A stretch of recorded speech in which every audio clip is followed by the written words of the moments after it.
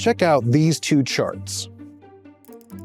They show us the average number of decayed, missing, and filled teeth among 12-year-olds in 8 different countries. The graph on the left is countries that add fluoride into their public water systems, and the graph on the right is countries that don't. Pretty similar, right? Lately, the safety and necessity of water fluoridation has come into question, with Utah and Florida becoming the first states to remove fluoride from their drinking water. It's fair to ask, why do we fluoridate our water if there is barely a difference between us and countries that don't? Let's back up. What is fluoride?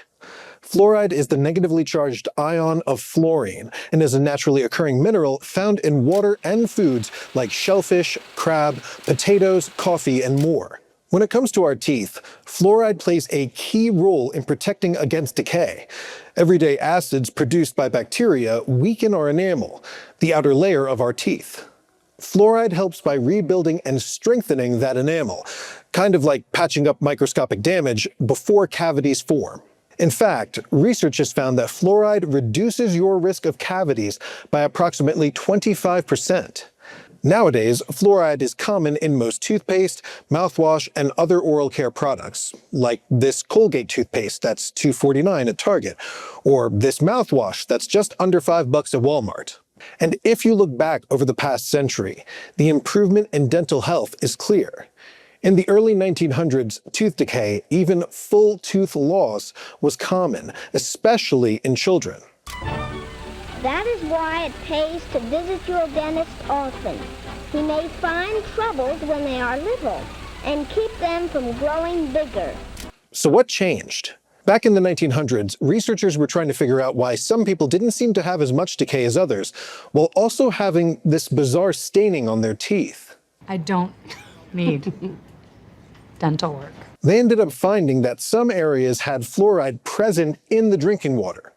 At high levels of fluoride intake, you can see erosion of tooth enamel, making stains more prevalent. However, at lower levels of fluoride, they found it prevented caries, the disease process that leads to cavities. When America got involved in the Second World War, the extent of the country's dental problem became clear.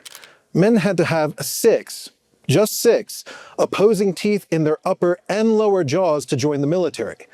Almost 10% of recruits were rejected for this reason alone. 10%. Less than 12 teeth. In line with these discoveries, scientists started to find that fluoride in water was an effective mechanism to deliver the benefits of the mineral at scale. In 1962, the U.S. Public Health Service officially recommended adding fluoride to drinking water. Now, our children can have better health through fluoridated water. They can drink away tomorrow's tooth decay. They specifically recommended 0.7 milligrams of fluoride per liter of water, basically a few grains of table salt in a big bottle of water. By 1990, over 100 studies across 23 countries were conducted on how effective fluoride in water was. At the time, they found a caries reduction of up to 50%. Communities slowly started adding it to their water supply, and as of 2022, 62% of Americans have fluoridated water. But as more and more communities began adding it, controversy and opposition to fluoride grew. Potential connections to issues like hip fractures or bone cancer were disproven, but recent concerns are centered around the possibility that too much fluoride has a negative impact on children's brain development. This paper by York University's Rivka Green likely contributed to the start of these concerns.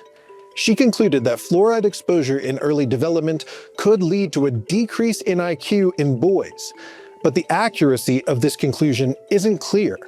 The Canadian Agency for Drugs and Technologies in Health published a follow-up report pointing out the flaws in Green's study.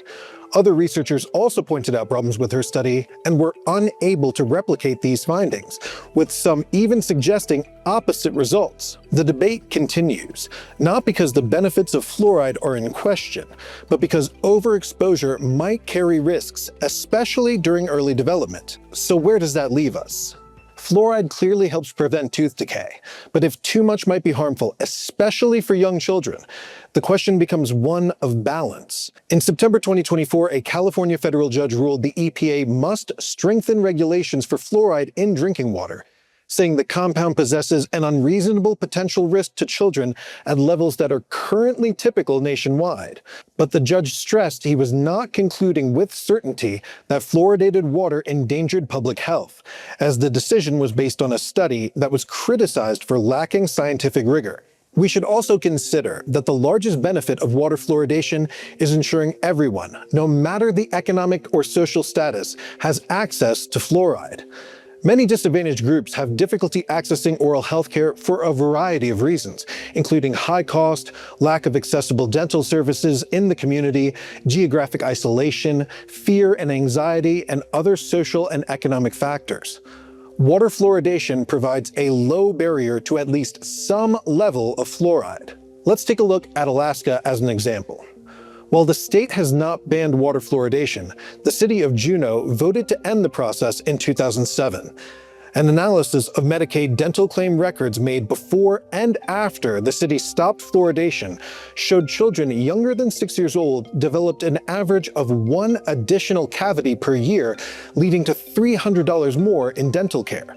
Toothpaste and other oral products, which are affordable and accessible for most people, commonly contain fluoride, so it's unclear how necessary the old approach is. In European countries without fluoridated water like Switzerland, Germany, France, and others, salt fluoridation, where fluoride is added to table salt, is common. Fluoridation tablets are also used in Europe and the US, but just this week, the FDA announced it plans to remove these products for kids from the market. So should we keep fluoridating our water? As it stands, the federal government does not have legal authority to require state and local communities to fluoridate their water, nor to remove fluoridation in areas where it is already policy. Still, HHS and the CDC provide recommendations about best practices for achieving public health benefits from fluoridation. The EPA, with authority provided through the Safe Drinking Water Act of 1974, sets federal standards for maximum fluoridation levels in water systems to protect against risks from excessive exposure to fluoride. But ultimately, state and local governments decide for themselves whether or not to fluoridate water supplies.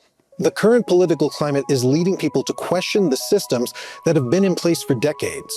What was once considered one of the greatest public health achievements of the 20th century is now under fire. It seems likely that this is an issue that will rise in prominence as state and local governments consider the decisions by Utah and Florida to end water fluoridation, and as more research and data come to light. All right, everybody, that's it for this video. Thank you so much for watching.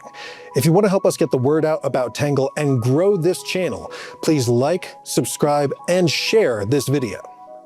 If you want more from us, including our free daily newsletter and the podcast, please go to readtangle.com for more. Peace.